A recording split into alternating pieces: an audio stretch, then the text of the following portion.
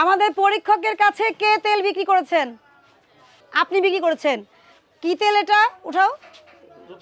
রূপচাঁদা তেল। কত টাকা বিক্রি করেছেন? 970 টাকা। এটার গায়ে কত টাকা লেখা আছে? 852 টাকা গায়ে লেখা আছে। আপনি কত বিক্রি করেছেন? 970 টাকা। এটা কি সঠিক কাজ?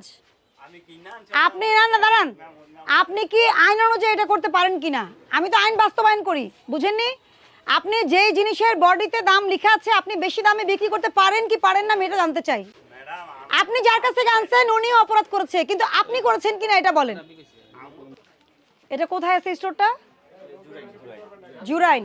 আচ্ছা, এটা একটা ফটোকপি। আপনাদের দোকানে ফটোকপি আছে? এখানে ফটোকপি দেন এটা আমাকে একটা, কারণ কি এই মূল কপিটা আপনার লাগবে। ফটোকপি দেন। কত করে নিছে আপনার কাছ থেকে? আপনার কাছ থেকে নিয়েছে 890 টাকা। আর আপনি কত বিক্রি করছেন?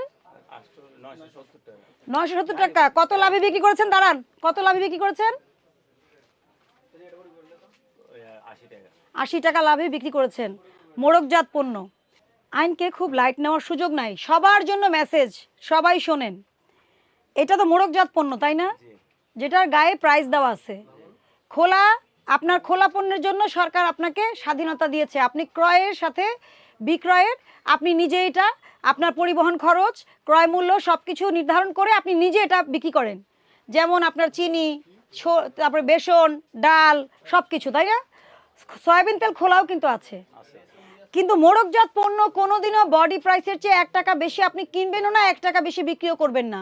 এটাই আইন। আপনি যদি আইন না মানেন, একজন, আমার কথা শুনেন, আপনি যখন আপনার কাছে বেশি টাকা দাবি করেছে জুরাইনে, আপনি কি ভোক্তা অধিদপ্তরের হটলাইন নাম্বারে জানিয়েছিলেন? জানাননি। কাউকে জানিয়েছিলেন? উপজেলা প্রশাসন অথবা জেলা প্রশাসন বা মেট্রোপলিটন পুলিশ 333, 999 কোথাও জানিয়েছেন? না জানিয়ে চুপ করে বেশি টাকা দিয়ে কিনে এনে 80 টাকা আপনি কিনে আনছেন 890 টাকা। আচ্ছা, আপনি 890 টাকা আর বিক্রি করলেন কত? আপনি আজকে 970 টাকা। ভোক্তা অধিকার সংরক্ষণ আইন 2009 এর 40 ধারা অনুযায়ী এটা অপরাধ। ধার্যকৃত মূল্যের চাইতে অধিক মূল্যে কোনো পণ্য, ঔষধ বা সেবা কোনোটাই বিক্রি করা যাবে না যেটার মূল্য নির্ধারণ করা আছে।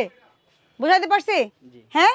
50,000 টাকা জরিমানা হয়, 1 বছরের জেল হয়, অথবা উভয় দণ্ড হয়, এবং আপনার প্রতিষ্ঠান আমি 1 মাসের জন্য বন্ধ করে দিব। আপনি কি এখান থেকে কি শিক্ষা নেবেন? কোনোদিন যদি বেশি দামে কেউ চায় কি করবেন? সঙ্গে সঙ্গে আপনি হটলাইন নাম্বারে ফোন দিবেন। হটলাইন নাম্বারে ফোন দিয়ে বলবেন ঢাকা জেলার যে অফিসার ওনার নাম্বার দেন। আমি দিন রাত 12টা পর্যন্ত ফোন ধরি। আপনি ফোন করবেন, ফোন করে আমাকে জানাবেন, আমরা সঙ্গে সঙ্গে ব্যবস্থা নিব। কিন্তু আপনি এইভাবে নিজে কিনে এনে বেশি দামে বিক্রি করে আইন ভঙ্গ করবেন না, মনে থাকবে। আর আপনি যার ঠিকানা দিয়েছেন আমি তার এখানে যাব, এটা নিয়ে অড়ি ধরার কিছু নাই, ঠিক আছে? আপনার চেয়ে তার শাস্তি অনেক বেশি হবে। উনি কি ডিলার না পাইকারি? উনি পাইকারি বিক্রি করে। আচ্ছা, ঠিক আছে। আপনাকে সতর্কতামূলক ভোক্তা অধিকার সংরক্ষণ আইন 2009 ধারা 40 অনুযায়ী আপনাকে 30,000 টাকা জরিমানা আরোপ করা হলো। 30,000 টাকা জরিমানা পরিশোধ করবেন এবং মুচলেখা দিবেন, আমি যদি এই যে রোজার আগে আরও 2-3 বার 4 বার করে আসবো এক এক বাজারে, যদি এর ব্যত্যয় ঘটে আমি কিন্তু আপনাদের প্রতিষ্ঠান বন্ধ করে দিব, দ্বিতীয়বার আর জরিমানা আরোপ করব না। বুঝাইতে পারছি?